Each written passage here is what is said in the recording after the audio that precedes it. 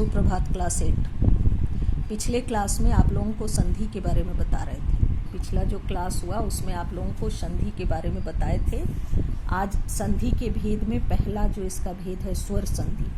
तो स्वर संधि कब होती है? तो स्वर के साथ जब स्वर का मेल होता है, स्वर वर्ण के साथ जब स्वर वर्ण का मेल होता है और उससे जो विकार उत्पन्न होता है वहाँ पर स्वर संधि होती है। स्वर के साथ स्वर का मेल होने पर उससे जो विकार उत्पन्न होता है वहाँ पर स्वर संधि होती है। अब स्वर संधि के 5 भेद हैं। स्वर संधि के 5 भेद हैं। दीर्घ संधि, गुण संधि, वृद्धि संधि, यण संधि तथा अयादि संधि। ये इसके 5 भेद हैं। पहला दीर्घ संधि। पहला जो स्वर संधि का भेद है वो है दीर्घ संधि। तो हर स्वर दीर्घ समान स्वर होने चाहिए।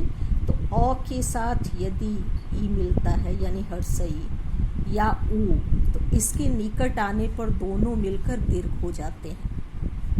अर्थात एक हर्ष दूसरे हर्ष के साथ भी मिलेगा तो दीर्घ होगा, दीर्घ के साथ मिलेगा तो भी दीर्घ होगा, हर्ष और दीर्घ मिलेंगे तो भी दीर्घ होगा। ये यहाँ जानना है कि किसी भी परिस्थिति में दीर्घ संधि में दीर्घ ही होगा। अब जैसे उदाहरण के लिए अ और अ का यदि हम मेल करते हैं तो यहाँ आ ही होगा, लेकिन यहाँ पर यदि अ और आ का मेल करते हैं तो भी आ होगा। फिर आ और अ का मेल करेंगे तो भी आ होगा, फिर आ और आ का मेल करेंगे तो भी आ होगा। दोनों अगर हर्षई है तो भी दीर्घई ही होगा। एक तरफ हर्षई एक तरफ दीर्घई है तो भी दीर्घई होगा। एक तरफ दीर्घई एक तरफ हर्षई है तो भी दीर्घई होगा। दीर्घई और दीर्घई है तो भी दीर्घई होगा। हर्षऊ और हर्षऊ है तो भी दीर्घऊ होगा। हर्षऊ और दीर्घऊ है तभी भी होगा। दोनों तरफ यदि दीर्घऊ है तभी भी होगा। यानी ये हम लोग स्वर संधि का पहला जो दीर्घ संधि का भेद है वो ये है कि किसी भी परिस्थिति में समान स्वर यदि हर्ष भी होके मिलते हैं तो वो दीर्घ ही होगा। जैसे पहला यहाँ दिया हुआ है धर्म जोड़ अर्थ धर्मार्थ, पुरुष जोड़ अर्थ पुरुषार्थ। तो यहाँ पुरुष मान लीजिए शब्द यदि है तो श का उच्चारण जब हम करेंगे तो यहाँ अ का उच्चारण हो रहा है। अंतिम ध्वनि जो है वो उसका अ का उच्चारण हो रहा है और यहाँ भी अ है। तो यहाँ पुरुषार्थ शब्द जो होगा ये दीर्घ संधि होगी। एक एक से एक एक बता रहे हैं, यानी अ और अ जोड़ करके यहाँ पे बना।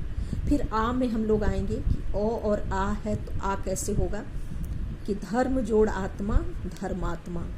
तो धर्म में अ का उच्चारण और आत्मा का आ, तो यहाँ धर्मात्मा बनेगा। देव जोड़ आलय देवालय, जैसे पहले बताए थे यहाँ अ का आ के साथ मेल हो रहा है। फिर उसी तरह से है सेवार्थ, सेवा जोड़ अर्थ। तो यहाँ आ आया और यहाँ ओ आया, लेकिन दोनों मिल करके फिर आ ही बना।